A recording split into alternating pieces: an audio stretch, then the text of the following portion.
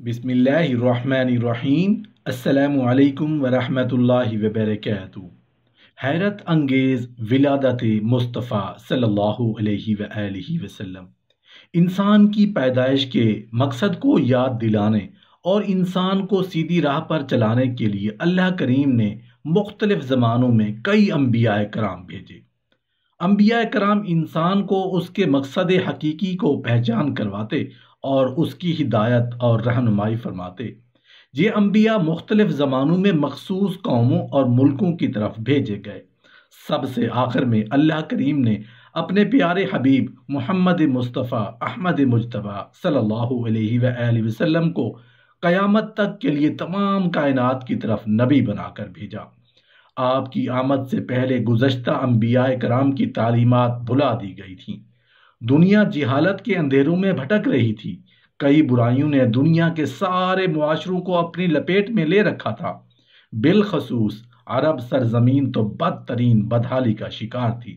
ظلم و زیادتی، فحاشی و بے حیائی، لڑائی جھگڑا، جوا اور شراب کی کثرت، قتل و غارت گری، جاہلانہ رسومات، بت پرستی، غرور، تکبر اور جہالت کے بادل ہر طرف تاریکی پھیلا رہے تھے۔ ایسے ماحول میں اللہ کے آخری نبی حضرت محمد مصطفیٰ صلی اللہ علیہ وآلہ وسلم کی ولادت ہوئی۔ آپ کی ولادت کے ساتھ ہی کچھ ایسے واقعات رونما ہوئے جو اس بات کی خوشخبری تھے کہ وہ زمانہ آ چکا ہے کہ جس میں اسلام کی روشنیاں کفر کی تاریکیوں کو مٹا دیں گی۔ ایسے ماحول میں حضرت آمنہ رضی اللہ عنہا کے بظاہر سادہ سے مکان میں سعادتوں اور مسرتوں کا نور چمکا اور اللہ کے آخری نبی صلی اللہ علیہ وآلہ وسلم کی جلوہ گری ہوئی۔ آپ کی ولادت سے صرف آپ کی والدہ ہی خوشیوں سے مسرور نہیں ہوئی بلکہ تمام غم زدوں اور درد کے ماروں کے لبوں پر مسکراہٹیں پھیل گئیں۔ آپ عرب کے مشہور خاندان قریش کی شاخ بنو ہاشم سے تعلق رکھتے ہیں۔ آپ کا خاندان تمام خاندانوں میں سب سے اعلیٰ ہے۔ خود اللہ کے آخری نبی صلی اللہ علیہ وآلہ وسلم کا فرمان ہے، اللہ پاک نے حضرت اسماعیل علیہ السلام کی اولاد میں سے کنانہ کو عظمت والا بنایا اور کنانہ میں سے قریش کو چنا اور قریش میں سے بنو ہاشم کو منتخب فرمایا اور بنو ہاشم میں سے مجھ کو چنا۔ مشہور قول کے مطابق واقعہ اصحاب فیل کے 55 دن کے بعد جب ربیع الاول کا مہینہ تھا، 12ویں تاریخ تھی، پیر کا دن تھا، صبح صادق کی سہانی گھڑی تھی، رات کی سیاہی چھٹ رہی تھی اور دن کا اجالا پھیلنے لگا تھا۔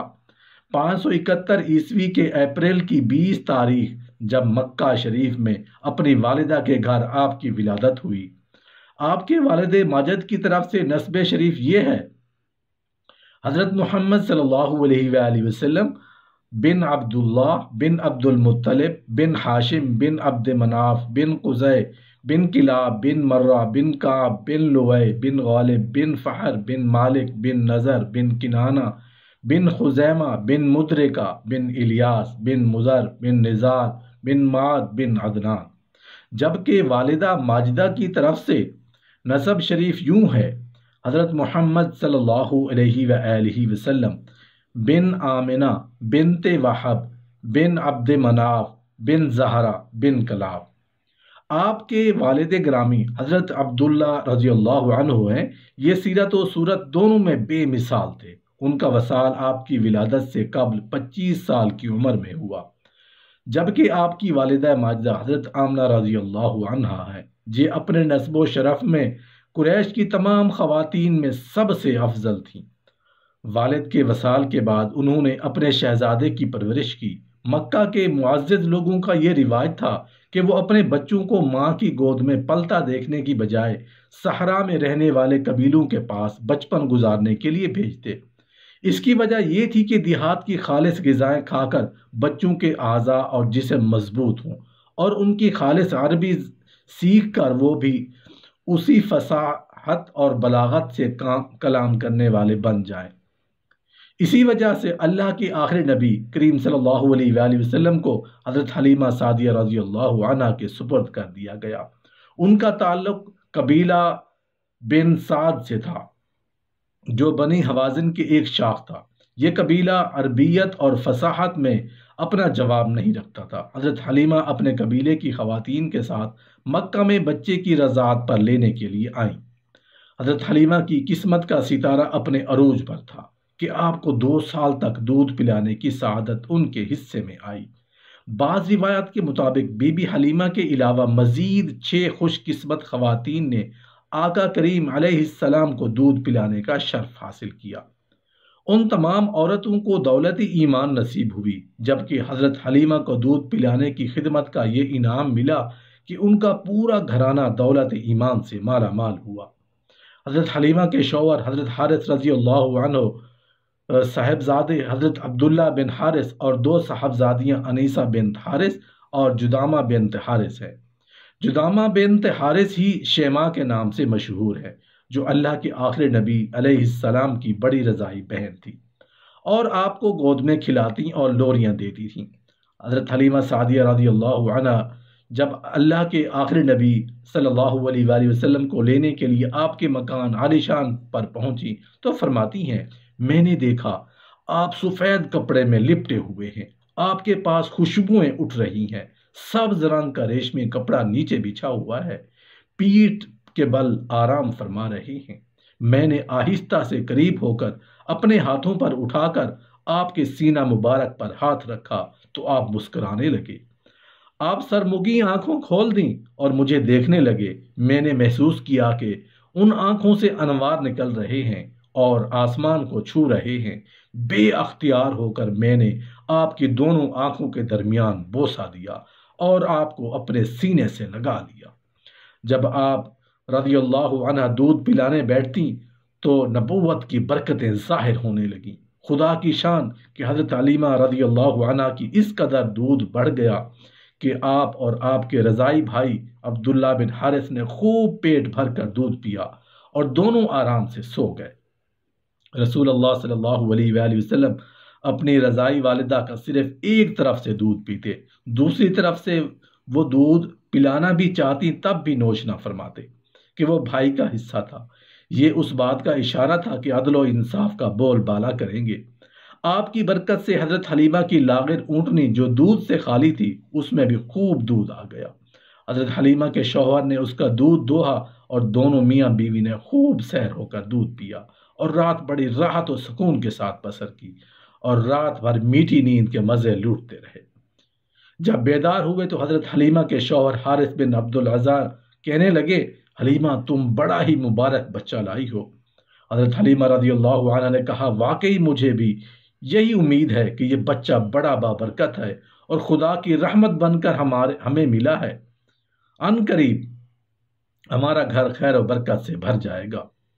حضرت حلیمہ فرماتی ہیں کہ جب ہم رسول اللہ صلی اللہ علیہ وآلہ وسلم کو لے کر مکہ شریف سے اپنے گاؤں کی طرف روانہ ہوئے تو میرا وہی خچر جو پہلے کمزوری کی وجہ سے قافلے والوں سے پیچھے رہ جاتا تھا اب اس قدر تیز چلنے لگا کہ کوئی دوسری سواری اس کا مقابلہ نہ کر سکتی تھی۔ اللہ کے آخری نبی صلی اللہ علیہ وآلہ وسلم جب سے حضرت حلیمہ سعدیہ رضی اللہ عنہ کے پاس آئے ان کے جانور بڑھنے لگے، ان کی عزت میں اضافہ ہوا اور خیر و برکت نصیب ہونے لگی۔ جب تک آپ وہاں رہے بی بی حلیمہ کا گھر خیر و برکت سے بھرا رہا، دن بدن ان انعامات و برکات میں اضافہ ہوتا رہا اور وہ خوشحالی کی زندگی بسر کرنے لگے۔ حضرت حلیمہ رضی اللہ عنہ فرماتی ہیں، دودھ پینے کی عمر میں آپ کی دیکھ بھال میں مجھے بہت آرام تھا۔ آپ دوسرے بچوں کی طرح نہ چیختے چلاتے اور نہ روتے۔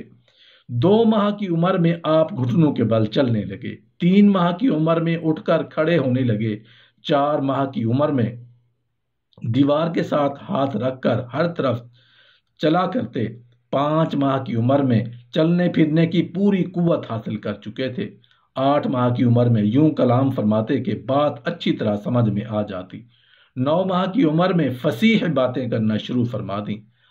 آپ نے اپنی عمر کے ابتدائی حصے میں جو کلام فرمایا وہ اللہ اکبر کبیرہ والحمد للہ کثیرہ، اللہ سب سے بڑا ہے اور ہر طرح کی حمد و تعریف اللہ کے لیے ہے تھا۔ جھولا جھولتے وقت آپ چاند سے باتیں کرتے اور اپنی انگلی سے جس طرف اشارہ فرماتے چاند اسی طرف جھک جاتا۔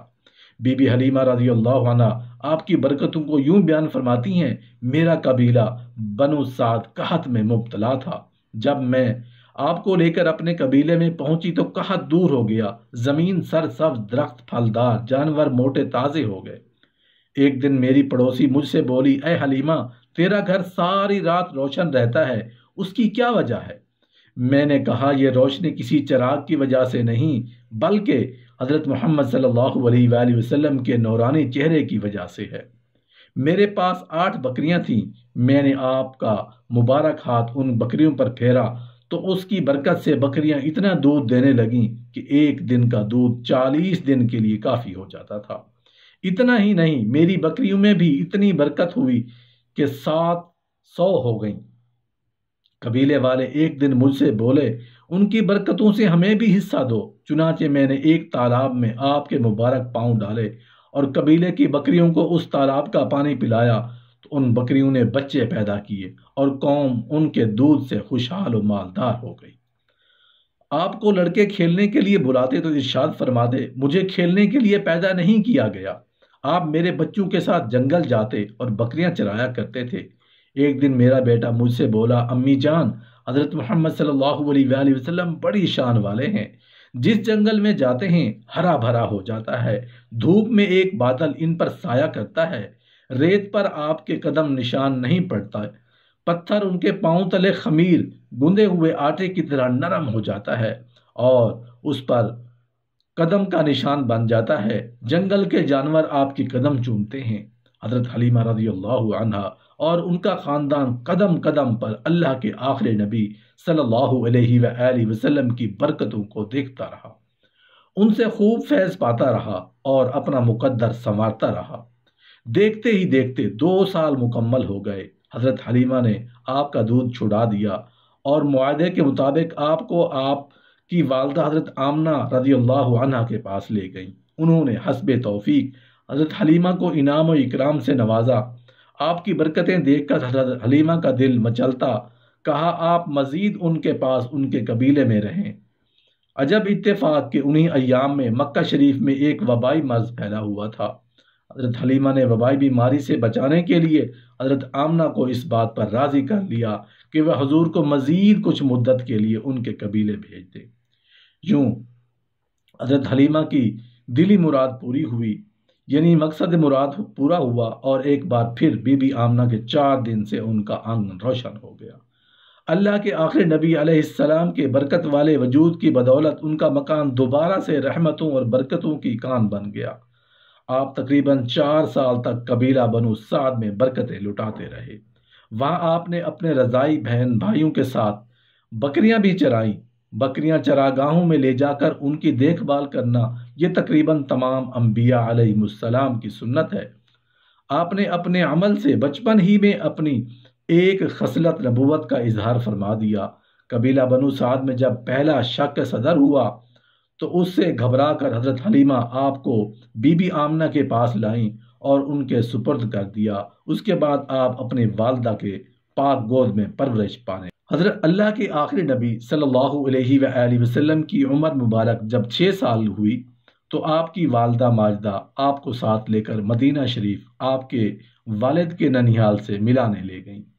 اس سفر میں بی بی ام ایمن بھی ساتھ تھیں۔ بی بی ام ایمن آپ کے والد کی کنیز تھیں۔ واپسی پر ابوا کے مقام پر آپ کی والدہ کا انتقال ہو گیا اور وہیں تدفین ہوئی۔ باپ کا سایہ پہلے اٹھ چکا تھا اور اب ماں کی آغوش شفقت و محبت بھی چھوٹ گئی۔ حضرت ام ایمن نے آپ کے آنسو پوچھے، آپ کو تسلی دی اور واپس مکہ شریف لا کر آپ کے دادا حضرت عبد المطلب کے سپرد کر دیا۔ والدین کے وصال کے بعد آپ کی پرورش آپ کے دادا جان کے یہاں ہوئی۔ ان کا نام عبد المطلب رضی اللہ عنہ ہے۔ یہ مکہ کے سردار تھے، آپ سے بڑی محبت کرتے، ہر وقت انہیں اپنے ساتھ رکھتے، جب کہیں بیٹھتے تو اپنے ساتھ بٹھاتے، کھانا اپنے ساتھ کھلاتے، رات کو اپنے پہلو میں سلاتے۔ صحن کعبہ میں ان کے بیٹھنے کے لیے ایک تخت رکھا جاتا، کسی بڑے سے بڑے آدمی کی مجال نہیں تھی کہ اس پر قدم رکھتا، لیکن جب اللہ کے آخری نبی صلی اللہ علیہ وآلہ وسلم تشریف لاتے تو بلا جھجک اپنے دادا جان کی جگہ پر بیٹھنے کے لیے آگے بڑھ جاتے۔ جب آپ کی عمر مبارک 8 سال کی ہوئی تو ان کا بھی وصال ہو گیا۔ پھر آپ کی پرورش آپ کے چچا ابو طالب کے یہاں ہوئی۔ آپ کے مبارک بچپن کے متعلق ابو طالب کا کہنا ہے کہ میں نے کبھی بھی نہیں دیکھا کہ رسول اللہ صلی اللہ علیہ وآلہ وسلم کسی وقت بھی کوئی جھوٹ بولے ہوں، یا کبھی کسی کو دھوکہ دیا ہو، یا کبھی کسی کو کوئی تکلیف پہنچائی ہو، یا بیہودہ بچوں کے پاس کھیلنے کے لیے گئے ہوں، یا کبھی خلاف تہذیب بات کی ہو۔ ہمیشہ انتہائی خوش اخلاق، اچھی عادتوں والے، نرم گفتار، بلند کردار اور اعلیٰ درجے کے پارسا اور پرہیزگار تھے۔ آپ 8 سال کی عمر میں اپنے چچا ابو طالب کے گھر ان کی کفالت میں آئے تو یہاں بھی خیر و برکت کی بارشیں ہونے لگیں۔